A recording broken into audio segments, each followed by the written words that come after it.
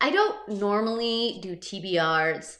I only ever do them for any kind of readathon that I'm doing, but I thought it might be interesting to tell you guys what the top 10 books on my physical TBR are and the ones that I definitely want to get to in 2021. Here's to hoping. Hi guys, it's April, and like I said, I thought it would be interesting to show you guys what some of my top books on my physical TBR are, because one of my goals for the year of 2021 is to bring my physical TBR down, so it only makes sense that I kind of evaluate what I actually own, and these 10 books kind of floated to the top of my I need to read. I need to read them. So, without further ado, these are the 10 reads. The first thing that I really want to read is volume 1 of the Princess Leia manga. I do have the original novel version of this by Claudia Gray, so I do know the storyline, I do know where it's going, but when I saw this manga and the fact that that novel had been adapted to manga form, I needed it in my life because Princess Leia is just in my blood, and I did like the novel, so to see it in this form will be interesting. Right now, I believe there's only this first volume. I will have to research when the rest of them come out because honestly, I don't know right now.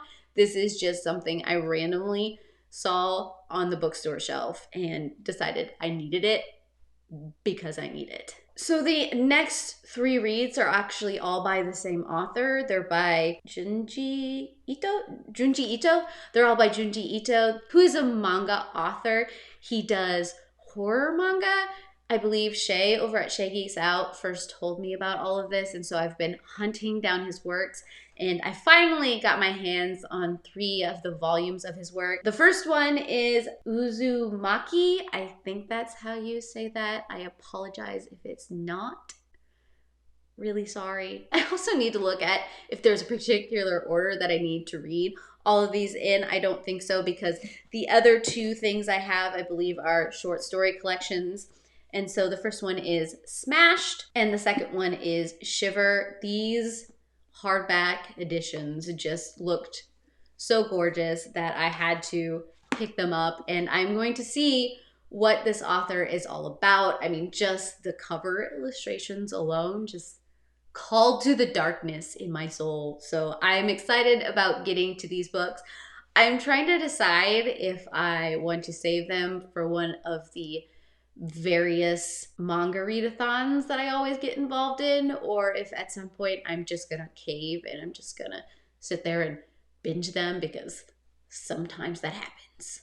Okay, so Chosen by Kirsten White is the second book in the new Slayer series that she is doing, which is a continuation in the Buffy universe that takes place after a lot of things happen in the Buffy comic season. I have read Slayer and I really enjoyed it.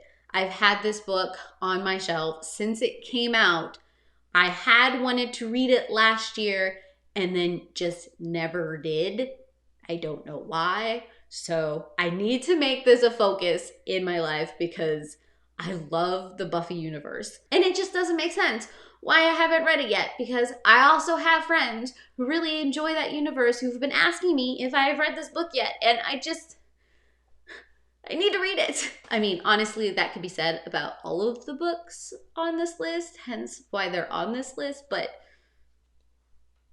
yeah. So last year, Axiom's End by Lindsay Ellis came out, and I was super excited about the premise of this book. It was on my anticipated releases, and then I was contacted about receiving a review copy of the book and doing a review on it. I fell behind on things I needed to review, and I apologize for that, but I still really do want to get to this book. This book just sounds so amazing, and the fact that last year, for some reason, I didn't read as much sci-fi as I normally do, and I'm starting to feel a little bit of that loss, which might be why I'm got a good chunk of sci-fi on this list. This is one of them. I need to read it. And then, of course, there is Instant Karma by Marissa Meyer. Love Marissa Meyer and her works. I devour them. This one I just got a couple months ago, so I'm not too far behind on it, but I still need to read it. It's a thing that needs to be consumed by me, like now. Another book that I have been sitting on my shelf for a while, but I have loved the first book in the series, is A Beautifully Foolish Endeavor by Hank Green.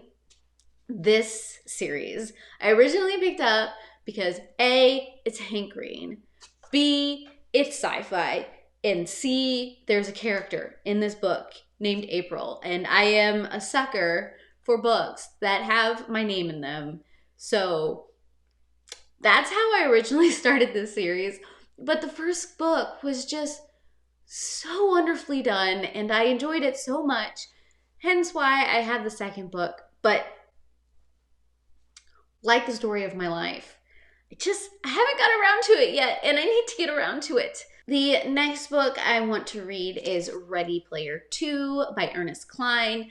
I've heard some mixed things about this book, but it takes place immediately after Ready Player 1, and I liked all of the nerdy references in Ready Player 1. I'm hoping that this one has the same feel. I've been trying to stay away from reviews so that I can go into it not really expecting anything. I mean, the only thing I really truly expect from this is just to have some of the same I know this thing kind of moments. So, Ready Player 2. And I believe Ready Player 1 was one of the first books that I really got into when I started BookTube, besides the Lunar Chronicle series. So this is kind of just bringing a lot of things full circle.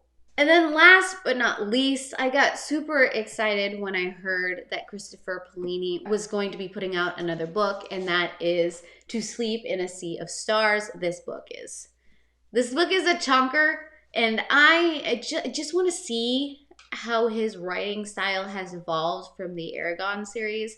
I really enjoyed the first book in that series, and it was interesting to see how things developed in that series, but you could definitely tell that it was written by a younger voice. He's older now.